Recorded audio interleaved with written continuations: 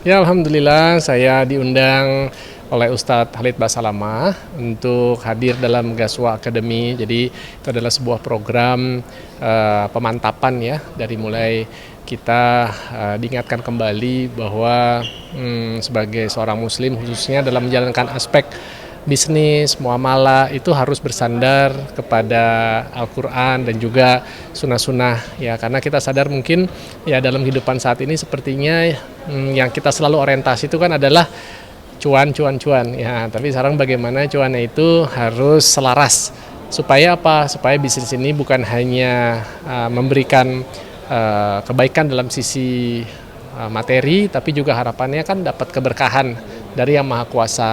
Nah, jadi di hari yang pertama ini sepertinya masih hal-hal yang sifatnya fundamental, namun katanya besok insya Allah akan ada hal-hal yang lebih menarik lagi yang harus dihadiri. Jadi saya juga nggak sabar nih mau pulang istirahat, terus kemudian balik lagi besok. Jadi memang kita nggak berbicara mengenai angka-angka, tapi lebih kepada aspek dari mulai kehalalan, lalu kemudian bahwa kalau di Islam kita tuh memang bahkan diharuskan untuk kita menjadi pribadi yang kaya. Kenapa? Kalau kita kaya, insya Allah ya kita jadi lebih bisa berdaya, kita bisa lebih bantu banyak orang, kita bisa bersedekah, kita bisa membantu fakir miskin, kita bisa bangun masjid gitu. Dan juga kita harus sadar, kadang kita asik untuk membangun bisnis kita, tapi kita melupakan tadi orang-orang di sekitar kita ya, yang notabene mungkin ada tetangga-tetangga kita yang membutuhkan. Nah, mungkin hal-hal seperti ini kalau buat saya secara pribadi sebagai seorang ya public figure, sebagai orang pebisnis, justru seperti kayak momen diingatkan kembali gitu loh, bahwa kita hidup nggak sendiri, kita hidup ini juga ada di sekitar kita orang-orang lain yang harusnya nggak luput dari perhatian kita, yang hidupnya mungkin belum tentu seberuntung kita, sehingga di sini akhirnya timbullah rasa syukur dan ya untuk bagaimana kita bisa lebih menebar kebermanfaatan buat hidup orang lain melalui usaha-usaha kita gitu, Mas. Tapi memang Mas Adrian sekarang sudah semakin fokus di dunia bisnis saja, sudah tidak di entertainment. Jadi alhamdulillah memang ya seperti mungkin Mas dan para pemirsa tahu, saya kan memulai di dunia entertainment sejak tahun 97, waktu pas saya menang Abang Jakarta 98, saya mulai dikenal sebagai seorang pemain sinetron. Lalu kemudian di tahun 2013 saya akhirnya menjadi news anchor di salah satu televisi swasta. Namun memang saya sejak 2009-2010 saya tuh sudah punya ketertarikan terhadap dunia keuangan dan dunia investasi, karena ya saya sadar bahwa apapun profesi kita selalu terpapar dengan yang namanya uang, Mas. Nah, jadi pengetahuan tentang uang menurut saya itu adalah mutlak dimiliki oleh siapapun, apapun profesinya, mau artis, mau pejabat publik, mau politisi, mau karyawan, ibu rumah tangga, supaya harapannya kita dijauhkan dari berbagai permasalahan terkait dengan keuangan. Nah, di sini saya sadar bahwa ternyata bukan seberapa banyak yang mampu kita raih, tapi seberapa mampu kita harus mengelola setiap pemasukan kita, entah itu dari gaji, apakah dari honor, apakah dari bonus, untuk ditempatkan ke dalam instrumen-instrumen yang mungkin bisa memberikan kebaikan di masa yang akan datang. Dan juga ya kita harus tahu tadi skala prioritas ya. Kebutuhan tentu harus lebih diprioritaskan daripada keinginan, ya kan? Jadi bukan berarti orang itu nggak boleh untuk menikmati hal-hal yang bagus, hal-hal yang mewah, boleh, tapi sadari ya kalau memang butuh ya lakukan. Tadi di materi yang saya ikut di Gaswa Academy juga Masya Allah ya, Ustadz bahkan bilang kayak untuk mobil, untuk rumah, beli yang terbaik, rumah cari yang luas, karena memang itu ada ketentuannya. Karena dengan itu kita akan bisa memuliakan keluarga kita, ya orang-orang terdekat dengan kita. Tapi tadi butuh atau tidak. Kalau misalnya hanya sekedar ingin, coba dikaji kembali. Apalagi kalau keinginan itu terus aja menghantui kita sampai akhirnya membenarkan kita untuk pinjam sana, pinjam sini, gali lobang, tutup lobang. Akhirnya nanti ujung-ujungnya kehidupan kita dan keluarga jadi bermasalah. Nah, jadi saya menekuni itu. Alhamdulillah saya juga memiliki beragam lisensi dari Otoritas Jasa Keuangan, dan saya juga memiliki sertifikasi perencana keuangan internasional. Lalu kemudian 2016 saya hijrah profesi. Saya hampir 9 tahun akhirnya Saya pamit dari layar televisi untuk kemudian saya bekerja di sebuah perusahaan manajer investasi ternama asal Inggris. Saya kerja sudah 8,5 tahun dan kemudian saya sempat bekerja di anak perusahaan BUMN. Tapi lalu kemudian saya tergerak untuk kembali ke kampus, Mas. Iya, jadi sekarang saya ambil S2, mohon doa restunya. Jadi saya mulai Maret 2025, saya tercatat lagi menjadi mahasiswa S2 jurusannya Strategi and Execution.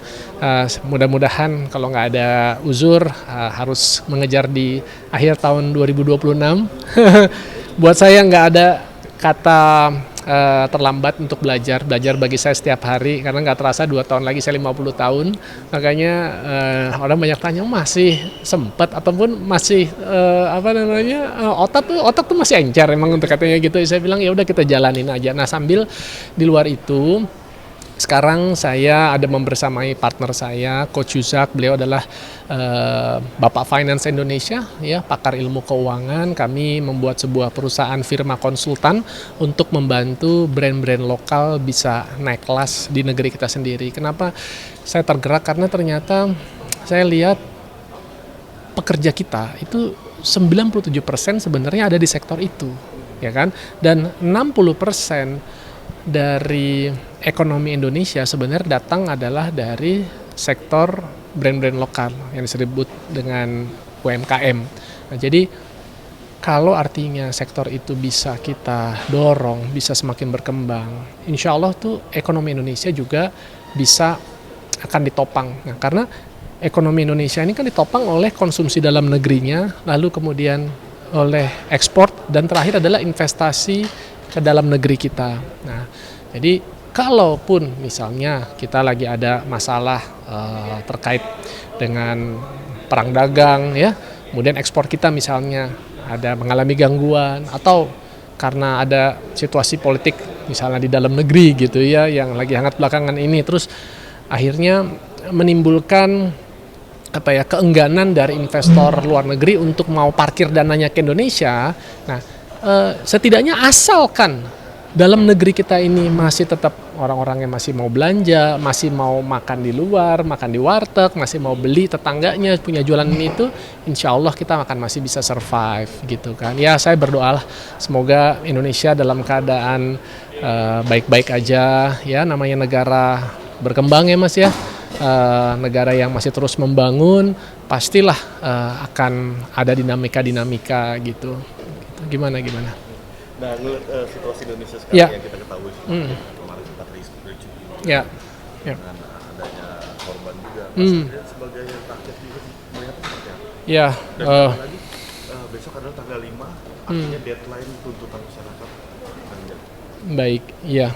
Yang pertama saya turut berduka cita atas korban yang dialami, baik itu di sisi masyarakat ya, sipil, mahasiswa, lalu juga dari sisi aparat tentunya juga ada ya korban luka-luka. Intinya situasi seperti ini tentu kita harus benar-benar sama-sama menanggapi dengan kepala dingin, karena ya saya juga pengalaman dulu adalah mahasiswa. Saya adalah mahasiswa Trisakti tahun 98. Jadi saya pun juga pernah mengalami keadaan yang hampir serupa 27 tahun yang lalu, di mana aspirasi yang datang dari masyarakat yang kemudian diwakili oleh gerakan mahasiswa turun ke jalan, melakukan demonstrasi yang sudah dilakukan sesuai prosedur, memberikan izin, kemudian juga dilakukan pada waktunya. Namun ya seringkali memang disusupi oleh kita sebut ya provokator ya, mereka-mereka yang memang memanfaatkan situasi ini adalah untuk menimbulkan chaos ya. Seperti yang mungkin teman-teman media lihat, seperti adanya pembakaran, perusakan, penghancuran, apalagi penjarahan. Saya wallahi berani bersaksi itu bukan dilakukan oleh adik-adik mahasiswa saya ya. Dari dulu tidak ada hal seperti itu, dan alhamdulillah beda 27 tahun lalu dengan sekarang. Kalau sekarang dengan adanya media sosial kita sudah bisa melihat ya bukti-bukti yang ada ya, tanpa perlu saya harus menyebutkan ya, tapi memang itu nyata adanya ya. Provokasi ini atau provokator inilah yang memang perlu untuk ditelusuri. Mereka itu siapa, kemudian siapa artinya dalangnya, ya motifnya apa, kenapa melakukan seperti itu. Dan kita udah lihat banyak skenario yang untuk mungkin masyarakat awam termasuk seperti saya, seperti kayak bingung, ini sebenarnya siapa sih yang bermain atas ini semua gitu kan. Nah, yang membuat mungkin kami sebagai pebisnis, pengusaha kadang kan kebingungan, ini kantor buka nggak nih, kita takut nih nanti pada saat bekerja mau berjalan terganggu ini itu, karyawan juga keselamatannya gitu. Jadi ini kalau dibiarkan lama ya nanti roda perekonomian kita jadinya akan terhambat, padahal kan Presiden katanya ingin menggenjot perekonomian kita ya, dan ini udah tinggal nggak sampai 3 bulan lagi sampai menjelang akhir tahun untuk bagaimana kita bisa mencapai ya pertumbuhan ekonomi yang katanya 2030 mau mencapai 8%. Nah ini kalau kayak begini terus ya sampai kapan? Nah jadi kalau buat dari saya sih menghimbau kepada rekan-rekan mahasiswa untuk terus berjuang, menyampaikan aspirasi, sampaikan ya dengan elegan, sampaikan dengan cara-cara yang dibenarkan oleh undang-undang, agar kita tidak tadi menyalahi sehingga kemudian ya akhirnya mungkin mengalami hal-hal yang mungkin konyol ya dikatakan ya, dan perhatikan bahwa di sekeliling kita belum tentu itu adalah mungkin teman-teman kita juga, jadi tetap harus waspada ya, agar aspirasi yang disalurkan itu adalah benar-benar aspirasi murni ya, gerakan itu benar-benar adalah gerakan nyata yang mewakili kemaslahatan banyak masyarakat kita. Nah, terus kemudian juga yang kedua adalah dari para wakil rakyat kita. Ya ingat bahwa Anda itu menerima amanah dari seluruh rakyat Indonesia di Gedung Bundar ya untuk memang menampung aspirasi kami, kemudian memperjuangkannya ya. Jadi kalau sampai dalam situasi seperti ini Anda justru malah tidak ada di tanah air dengan berbagai alasan, misalnya kunker dalam alasan ini itu ya, itu jelas dipertanyakan empati kalian. Kemudian pada saat artinya di tengah-tengah masyarakat yang sedang gundah gulana, pajak yang kita tahu memang sedang gencar untuk ditertibkan, lalu kemudian di saat yang bersamaan tunjangan justru malah dinaikkan ya, ada tunjangan tempat tinggal, tunjangan beras, ini itu di luar dari ya yang sudah kita tahu semua lah, berapa sih standarisasi penghasilan yang sudah jauh lah di atas rata-rata profesi-profesi yang ada di Indonesia. Lalu kemudian kalian euforia gitu dengan situasi seperti ini ya, di mana gitu rasa empati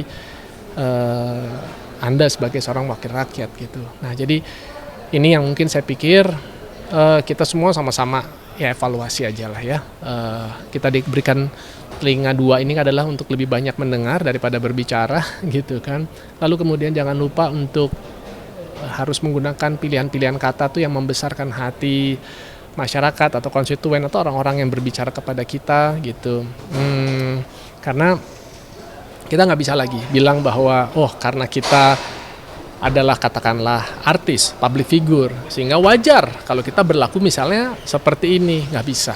Ya pada saat kamu sudah berikrar dan bersumpah bahwa kamu adalah sebagai seorang wakil rakyat, jadi segala sikap, segala perbuatan, tindak tanduk kita itu harus benar-benar mewakili sebagai sosok wakil rakyat yang memang bisa diandalkan ya, yang jujur, yang amanah, yang profesional gitu. Emang harus demikian gitu. Kalau enggak ya saya pikir bisa kembali ke profesi yang lama. Mungkin ada orang lain yang lebih layak ya untuk bisa melakukan peran itu. Itu menurut saya. Dan terakhir mungkin ya di sini sebagai pemerintah, karena ya wakil rakyat dan pemerintah itu kan bermitra ya untuk bisa menerbitkan sebuah undang-undang. Ya, jadi tentu harus bekerja sama. Ya, keluarkanlah kebijakan-kebijakan itu yang pro kepada rakyat ya. bukan hanya mementingkan kepentingan segelintir pihak-pihak tertentu, golongan tertentu saja, ya bahwasanya kita tahu ya kita memang ya dalam pemerintahan yang berkoalisi, ya koalisinya gemuk pula lagi ya, tentu di sini banyak kepentingan di sini. Tapi sadari pada saat artinya kita sudah memimpin suatu negara, harus tanggalkan segala kepentingan-kepentingan itu. Ya ingat sekali lagi bahwa semua di antara kita itu bisa digantikan. Ya, dan semua yang kita lakukan pasti akan dipertanggungjawabkan. Kalau nggak di sini, tapi nanti dalam kehidupan yang akan datang. So, ya saya cuma rakyat biasa. Ya, saya hanya mendoakan agar minggu ini ya harus sudah ada satu statement yang jelas, yang clear, yang bisa disampaikan kepada seluruh masyarakat, memberikan ketenangan. Kita kepengen bisa bekerja, kita kepengen kembali ke kampus, kita kepengen bisa berkontribusi buat menggerakkan ekonomi Indonesia. Ya, ayo sama-sama kita wujudkan itu. Ya, semoga ya Allah Subhanahu wa taala memberikan petunjuk buat kita semua, memberikan hidayah. Ya, karena pada dasarnya kita kebaik, walaupun kita hilaf, ayo kembali lagi sekarang. Kita bergandengan, bererat tangan, kita bangun Indonesia kembali. Ya, semoga Allah ridho. Assalamualaikum warahmatullahi wabarakatuh. Saya izin pamit dulu ya. Makasih banyak ya, Mas. Oke. Ya, Mas Adrian, ini Ya. kita mendapat kabar bahwa kemarin kan sempat viral video Mas Adrian kerja naik kereta naik angkutan umum gitu. Itu benar seperti apa ceritanya? Sebenarnya saya tuh bukan baru kemarin kerja ke kantor tuh naik angkutan umum. Sejak saya udah jadi orang kantoran dari 2016, saya 2019 itu termasuk pengguna pertamanya MRT loh. Karena memang kebetulan kantor saya kan di Gedung Bursa Efek ya, stasiun MRT kan di situ. Jadi saya tinggal di Bintaro, saya ke Lebak Bulus, terus saya tinggal naik MRT, turun di situ. Itu saya nyaman. Jadi pergi pulang lewat situ. Tapi lalu kemudian di 2021 ada satu ketika saya diajak sama teman saya untuk naik KRL. Wah, image yang ada pada saat itu KRL itu ya mohon maaf sumpek, terus rawan copet, bahkan katanya ada pelecehan, pokoknya yang negatif lah. Jadi saya nggak terpikir gitu loh untuk mau naik itu. Jadi saya sebelumnya tuh lebih sering pakai mobil pribadi atau pakai taksi seperti itu. Tapi kan jujur kalau bicara kos lebih mahal ya, apalagi naik taksi dari Sudirman tuh ke Bintaro bisa 170-180 ribu, pulang pergi berarti udah 370-380 ya, belum masuk tol ya, belum masuk tip-tip ya, bisa 400-an lah. Kalau 20 hari kerja apa nggak 8 juta, benar nggak? Kan seperti itu. Tapi kemudian akhirnya saya coba, ternyata kok stasiunnya oke. Terus pas saya naik kereta tepat waktu ya, pastilah kalau 6:30 habis maghrib itu masih penuh banget, udah pasti berdiri lah ya. Saya naik dari Palmerah sampai Bintaro itu cuman 3 stasiun, cuman 20 menit. Lah, saya pulang kalau jam kantor rata-rata 1 jam 45 menit, kadang-kadang 2 jam kalau naik taksi itu pakai mobil pribadi. Jadi udah lebih hemat secara finansial, udah hemat waktu, ya kan. Kemudian juga apa? Saya nggak stres, nggak macet-macet karena ganjil genap atau apa, kecuali naik taksi ya. Nah, jadi saya pikir, kenapa nggak saya lakuin itu?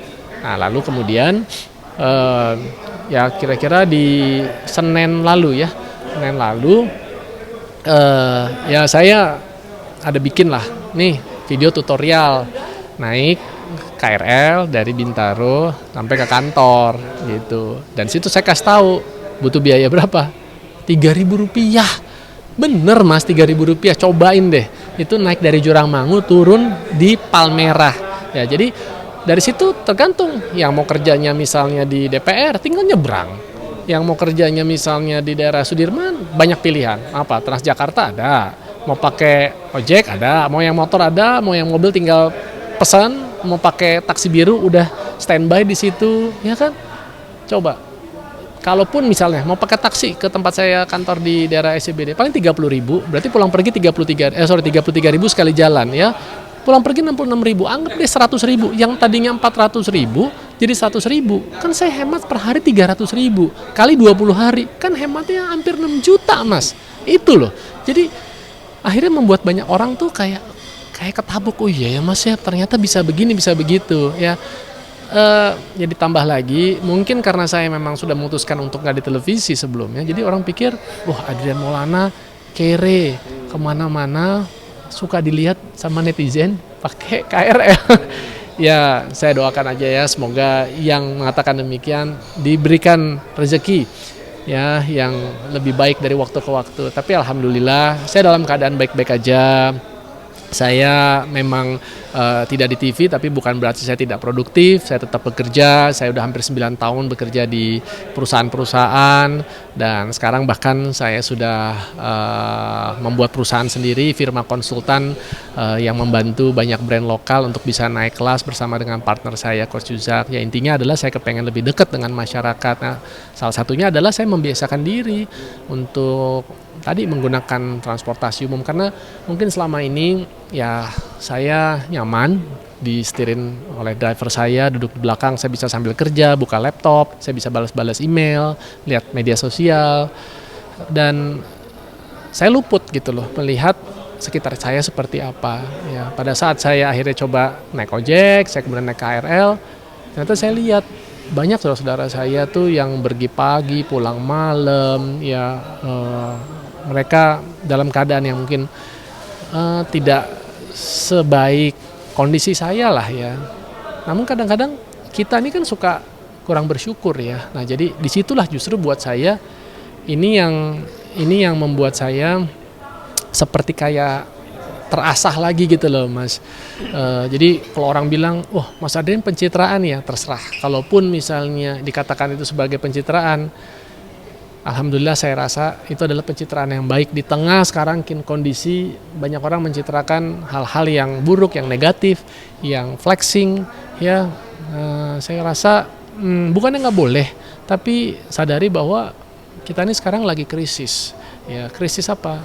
Krisis keteladanan ya, sehingga akhirnya banyak masyarakat gitu yang kemudian mereka merasa kecil hati, mereka merasa rendah diri, merasa nggak berarti, karena apalagi ya ditampakkan oleh mereka-mereka yang notabene-nya mungkin mewakili masyarakat. Jadi kalau buat saya pribadi ini sebagai satu sebagai satu hal yang untuk menjaga ya kelangsungan kehidupan saya.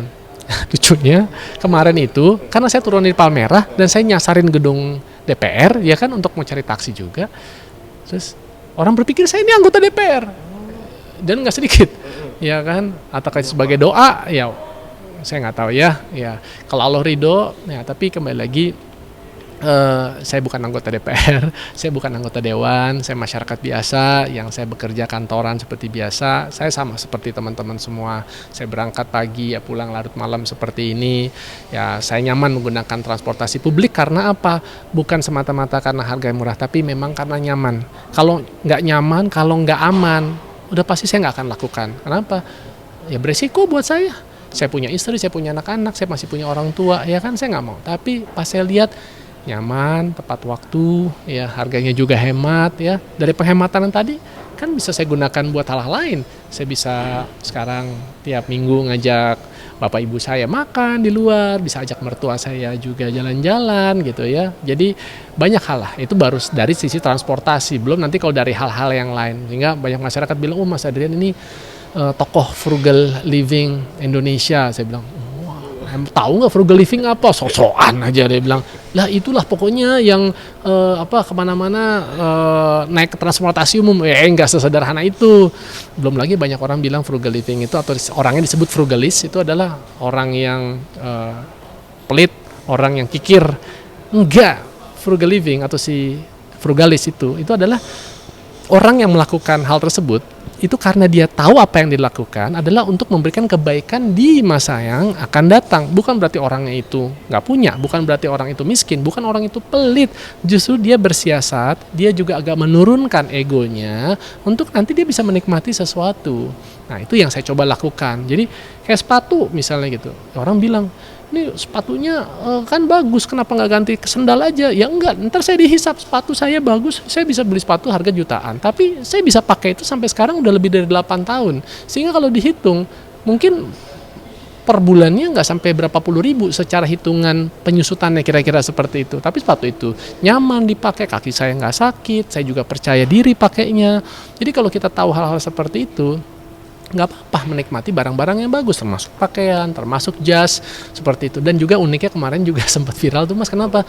Karena saya memang kalau berpenampilan ya berusaha selalu bersih, baik, rapi. Dan waktu pas saya kemarin konten, saya pakainya necis, pakai batik yang slim. Terus ya saya bilang itu memang akhlak saya, itu karakter saya kalau pakai seperti itu. Kok nggak merasa sungkan sih kalau orang mungkin naik KRL, udah bawa matahari kali, kok ini masih kinclong aja, klimis aja seperti itu. Saya bilang, ya akhirnya jadi kasih tips-tips deh, gimana supaya supaya artinya kita jangan keringetan naik ini. Terus kemudian misalnya kalau kayak saya, misalnya kita prepare kalau orang yang mudah keringetan ya mungkin dia bawa kaos dalam sehingga bajunya nggak kelihatan basah, jadi nggak berbau ya kan. Terus namanya kita dok-dokan sama orang, apalagi kalau pagi ataupun jam-jam 6:30 pulang kayak gini tuh masih ramai kan Mas. Nah mungkin bawa ada mungkin kayak permen pedas, jadi kita masuk ini, jadi kita nggak zolim juga sama orang, jadi mentang-mentang sama-sama kerja pagi tapi menimbulkan aroma-aroma yang nggak enak buat orang.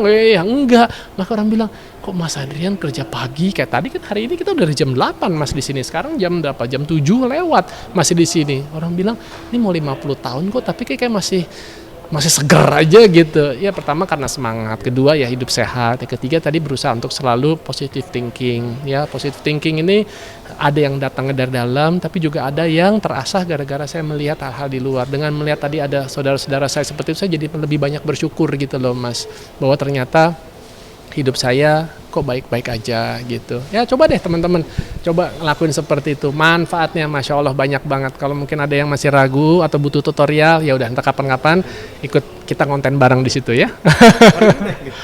Hari ini insya Allah ya, karena ini lagi jam-jam macet. Karena kalau misal saya pakai taksi, jam segini masih bisa 1 jam 40-45 menit gitu. Anak saya lagi agak kurang sehat.